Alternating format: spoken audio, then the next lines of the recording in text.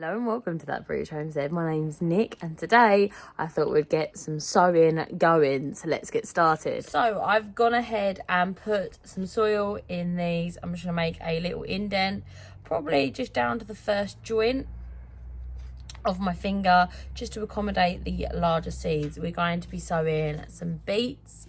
I'm going to multi-sow these if they don't just sow themselves. So that's exciting.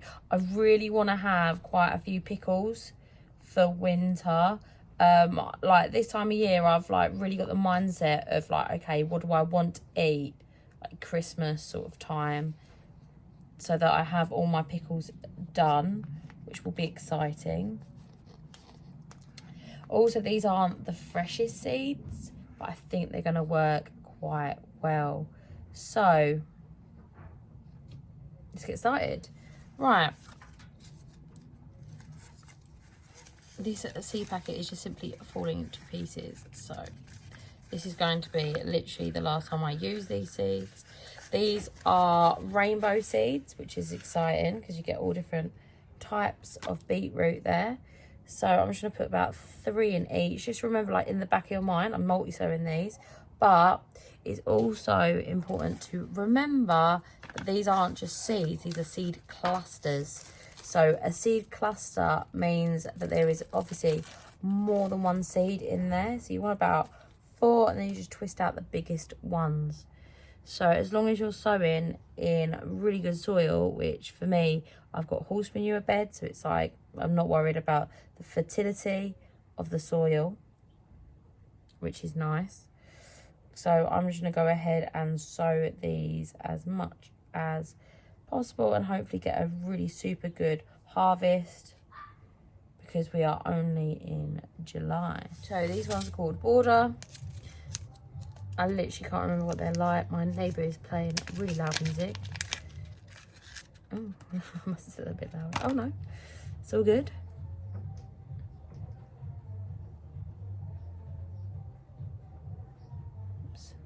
So I'm just putting about 3 of these. These have actually got a seed coating in there, which is nice. I don't know if I've... No, it's fine. Much smaller seeds, which is nice. The next one I'm going to do is Avalanche, which I believe is a white variety. Very sweet beetroots, these ones. Much bigger seeds. I like the ones with the seed coating on, but I don't think that means they're strictly organic. So if you are worried about that, it's probably best to avoid the ones with the seed coat on there. I like how they can show up a bit better on the camera as well. I think that it safeguards against rot, which is good.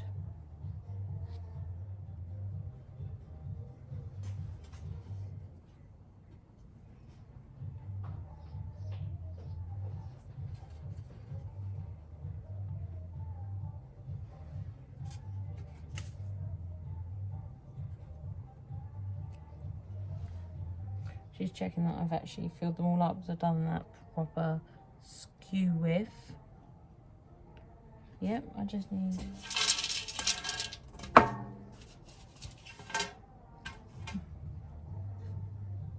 Who were you? There's one all by itself.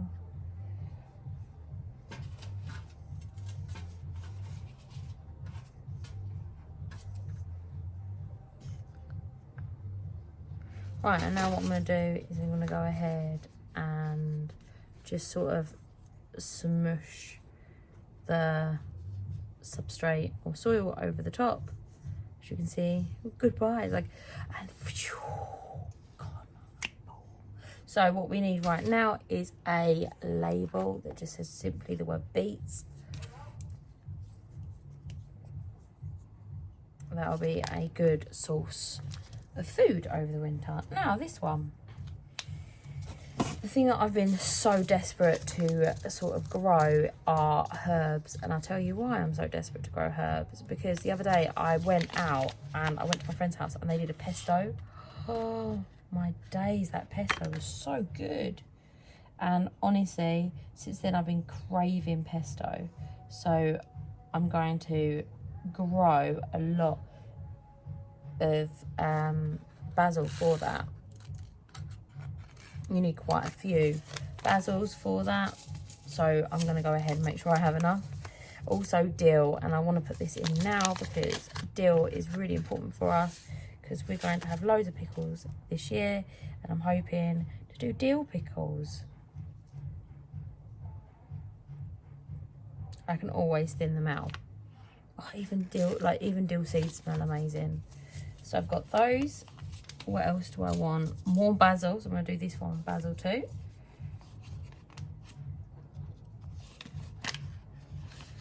This one's just a plain basil.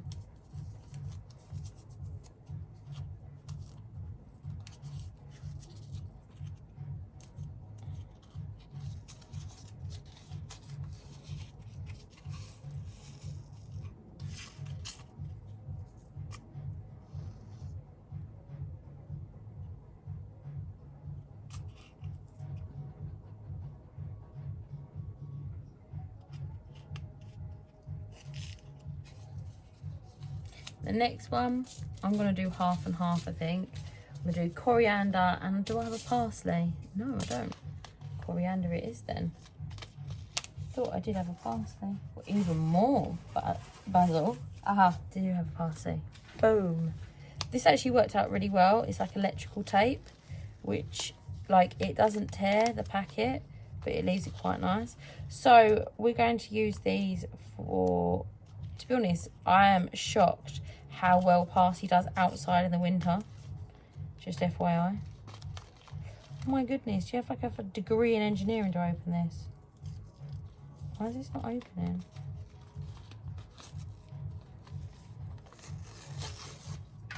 Yeah, it's open now. Oh, it's because it wasn't open. Why did I glue it shut then? That's so weird. I'm gonna go ahead and make just small indents, probably just up until like where your finger circles, up until that bit where it starts to straighten out.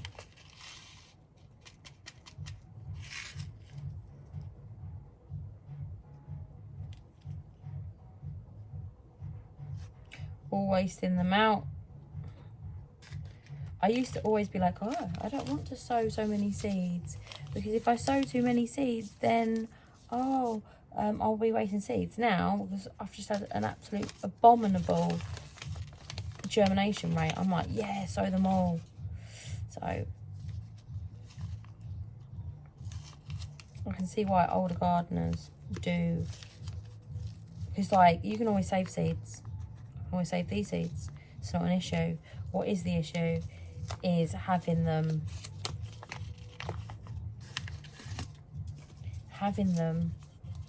like as little plants when I want them. That is the issue.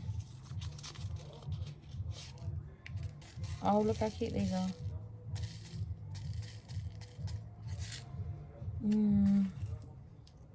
Pasty sauce.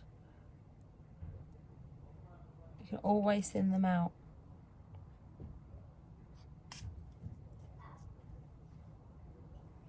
You can't go back in the time and sow more, can you? So I'm just going to close those up. Okay. And let's go ahead and label these bad boys. That's basil. I've lost the...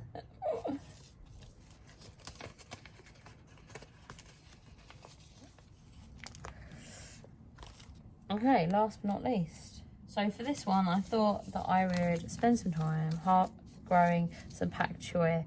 So you can sow this all the way up until August, which is exciting. As you get like stir fry season, it's nice to have something to put in your stir fry.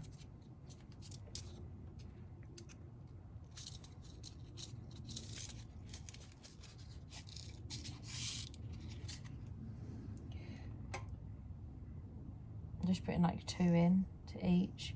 You can always thin it out. And the great thing about pak choi seedlings is like you can totally have like them as babies. They're really nice. It's like a microgreen, so it's all good even if they do go ahead and grow.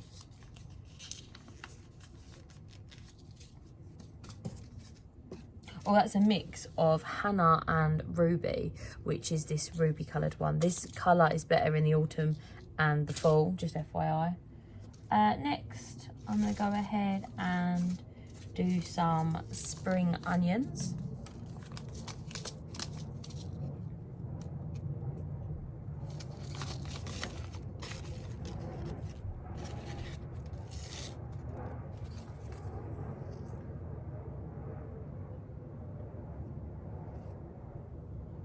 Spring onions, you can go ahead and multi-sow in 5s. That's what I'm doing.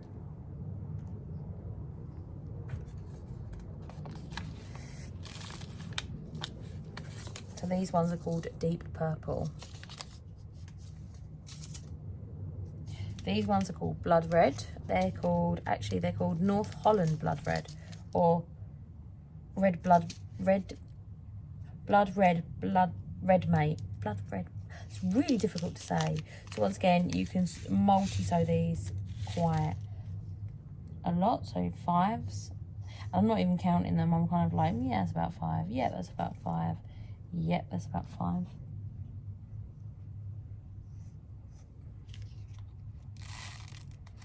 These are a red spring onion as well, which is exciting. It's the bulb of them that are a different colour, which is just lovely because I like to have that sort of unusualness.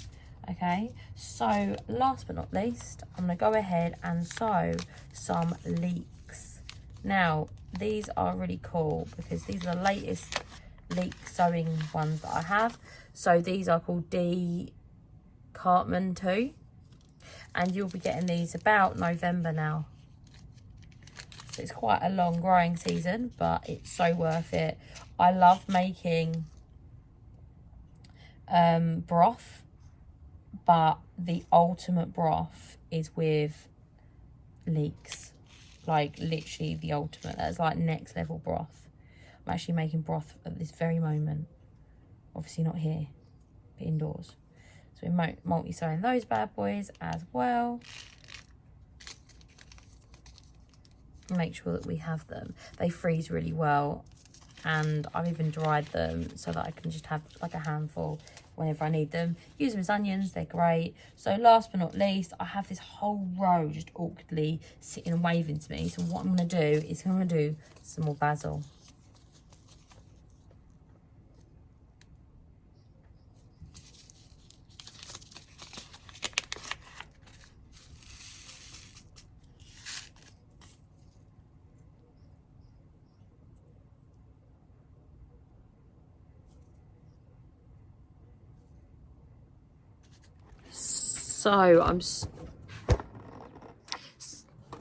So I'm super excited about that. A lot of that, especially the basil, is for canning season, which is really exciting. It's just around the corner.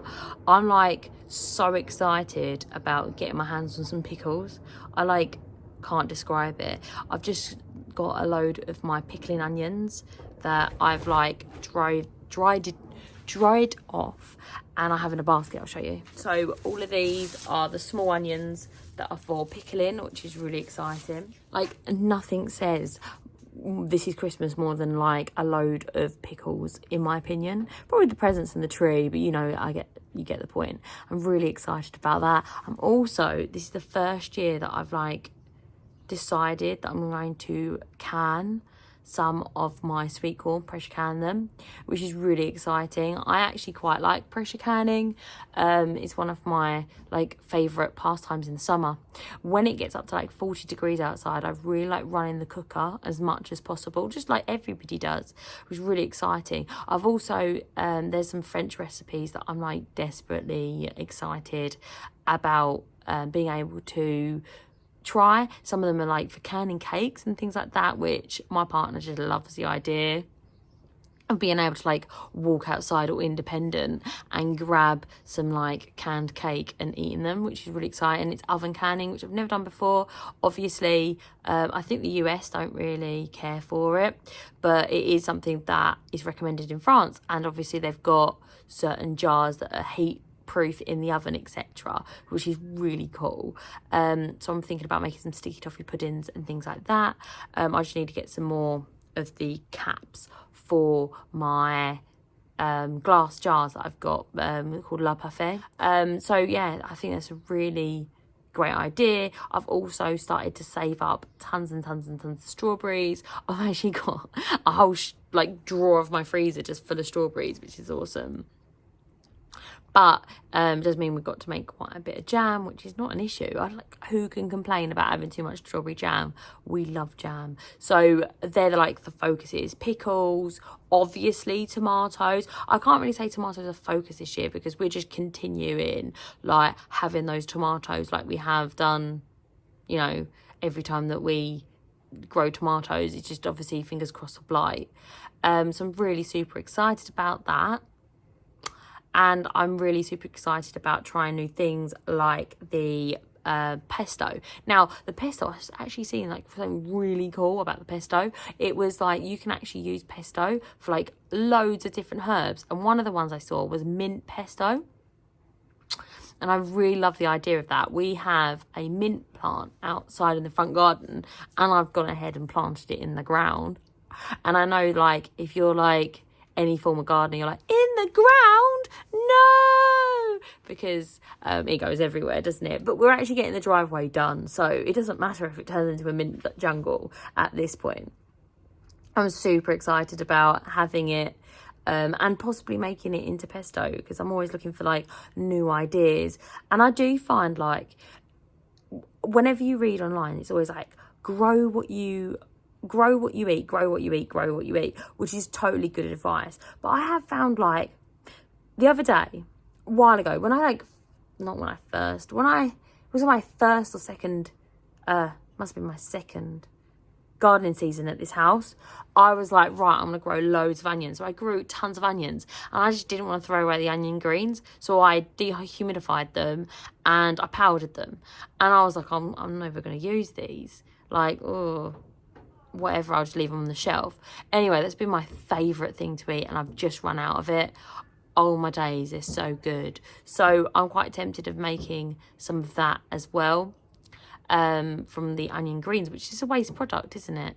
Which is exciting. So I used to like top the onions, and I think I'm going to start doing that again on the basis that I want to dehumidify the tops and then let them grow on, you know, as they do, which will be very exciting. So I'm really looking forward to some onion powder. Also, the other thing that I found that I just never knew that I was going to eat was powdered mushrooms. Yeah, I really like powdered mushrooms, which I didn't think was a thing that I did. And we make our own gravy, and unlike the traditional like Bisto gravy, the gravy that we make is mostly mushroom gravy, which is like you make a roux, you put some milk in, and then you put like a bit of chicken stock and you put in mushroom powder, and it's really good, and like I just love it. So that is like something that I really enjoy. So I'm hoping, because we haven't seen any sign of the mushrooms that we planted together, I'm hoping that they will be growing next spring and autumn, so that we have some mushrooms and can do that as well. It's going to be super exciting. So I do think like there is two like lines of sort of things that you need to do. One, grow things that you actually eat, which is helpful. You can grow thousands and thousands of, say, like courgettes, but if you can't bear courgette, then make it into powder, because I love that too. No, if you can't bear courgette, then there's no point of really doing that. However, I do think that it's really important to like try new things and think outside the box. I do try as much as possible to get my waste down to 0. And I did see, I know this sounds really weird, but like corn cobs, obviously once you've got the corn off them, who needs corn cobs? But I see something, I can't remember where it was probably on like Pinterest or whatever, maybe Facebook, and I saw that you can actually make it into maple syrup, and I am 1000% doing that this year.